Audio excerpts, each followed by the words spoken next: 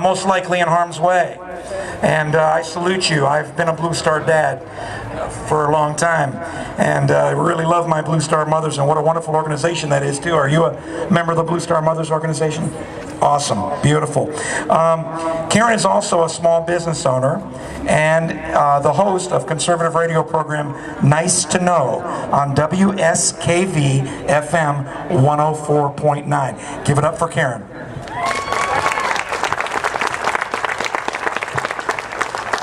Wow. The radio's a lot easier than this. That way if I screw up, you really can't see. And what I was wearing really didn't matter.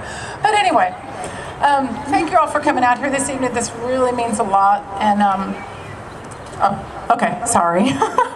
Because I can really hear myself. Okay, well, if you know this, join with me.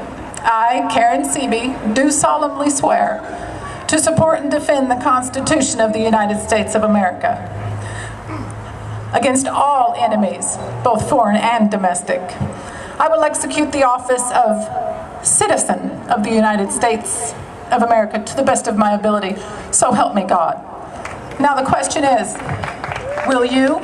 Yes. Our government has not been taken hostage at the end of a gun or at the tip of a sword, but at the beginning of our apathy. Our apathy, unfortunately, has allowed these tyrants to take over. Well, what we say? Apathy no more.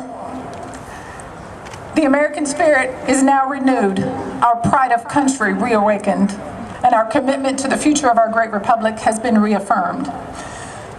The American spirit is alive and well, and is quite evident at events like this one occurring across America. We embody the true American spirit, and we have absolutely no patience for their intentional political deception. We have resumed the right for our country. We resumed where our forefathers left off. We don't pretend to have all the answers, but what we expect is that the decisions they make be based on constitutional principles, not political expediency or special favors and kickbacks. The founders entrusted this country to us, and we need to continue to defend it against all enemies, both foreign and domestic, whether they're appointed or elected. Believe it or not, there's some that actually say that it's not proper to be proud of this country, and that we should be apologetic, and I guess bow, because of the advantages that we enjoy. But have you noticed that that same group is still right here? They are enjoying all the benefits and all the rewards of this great nation. That just doesn't make any sense. But then again, common sense doesn't seem to be in practice in our government anymore, especially with the passing of the unconstitutional health care bill. You know, the one that we had to pass so we'd know what was in it.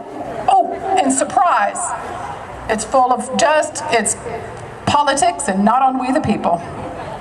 Well, they're only concerned with making history, and unfortunately they're desperately trying to stay relevant at all costs. It appears as so many of them have forgotten a few words in the Constitution and Declaration of Independence, you know, like life, liberty, and the pursuit of happiness, guaranteed opportunity, not necessarily guaranteed outcome. The mainstream media, or as some have referred to them, the lamestream media, they continue to refer to us as racist extremists.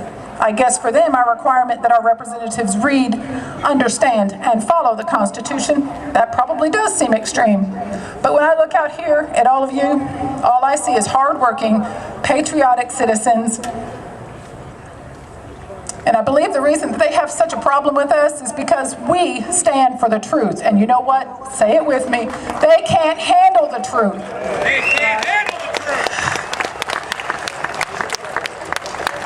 Nancy Pelosi and all of those radical socialist ideology are whining about seeing this sort of rhetoric back in the 60s, and it led to violence. Hello, Nancy. The violence was coming from people just like you and the same radical types that are unfortunately running this country right now, and oh, did I mention advising our president? You know, the people, for example, like Bill Ayers, has a history of bombing police stations. Oh, and let us not forget the Reverend Jeremiah Wright, who spewed so much venom and hatred. Oh, and did I mention that Mr. Obama was in attendance for all those many decades? We understand, Nancy, why they make us a little nervous too. But all they serve to do is add fuel to the engine of this movement to get our country back. Speaking of Nancy Pelosi and the like, I don't know about you all, but I get great pleasure in knowing that under the scrutiny of the American people, of we the people, that most of their political careers are circling the drain. I'm just saying.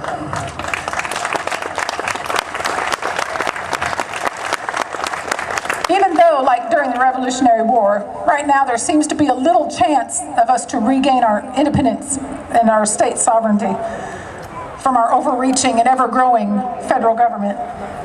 But anybody that understands the history of this great nation will remember that it was divine intervention that enabled that small militia to defeat the mighty British. And we all know that it will take that same divine intervention to enable this humble group of patriots to regain our freedom and independence that our forefathers so yearned and fought for.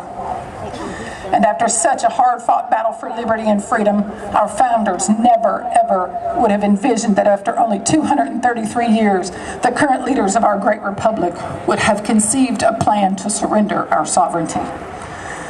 But those that plan to surrender our sovereignty have obviously forgotten the same yearning for freedom that was felt so many, many years ago is still very much alive and well, and very evident in events like this and other ones occurring across the country.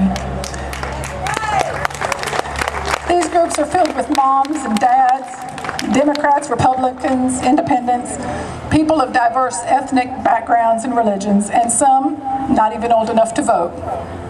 Not terrorists, not extremists, not racist. We're just proud American patriots with a fierce determination to see to it that the right thing gets done.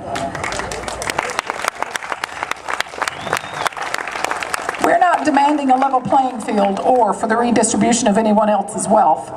What we want is to keep intact our freedoms and liberties that are defined so specifically in the Declaration of Independence and reinforced by the Constitution, for which so many brave Americans fought and died.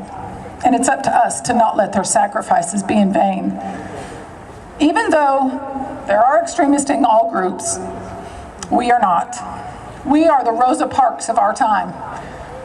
We're not giving up our seat on the bus. We're joining together to take a stand. We are out of the mold of Martin Luther King Jr. because we too are marching peacefully on Washington to demand our civil rights and our representatives' strict adherence to the Constitution. Each of us is the modern day Paul Revere, and we are alerting everyone the socialists are coming. Now, as I leave this podium today, you can rest assured that I will not be using the same vulgar language as our illustrious Vice President.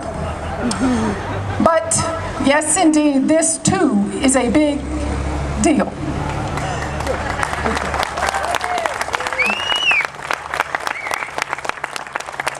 My fellow patriots, I want to leave you with one thought.